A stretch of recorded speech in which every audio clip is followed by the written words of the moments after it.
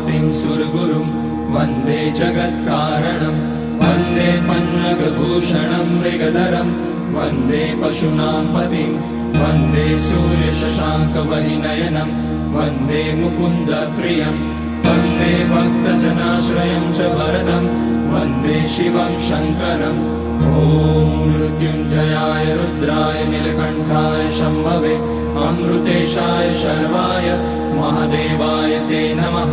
नमस्तेऽस्तु भगवन् विश्वेश्वराय महादेवाय त्र्यम्बकाय त्रिपुरान्तकाय त्रिकाग्निकालाय कालाग्निरुद्राय नीलकण्ठाय मृत्युञ्जयाय सर्वेश्वराय सदाशिवाय श्रीमान् महादेवाय नमः।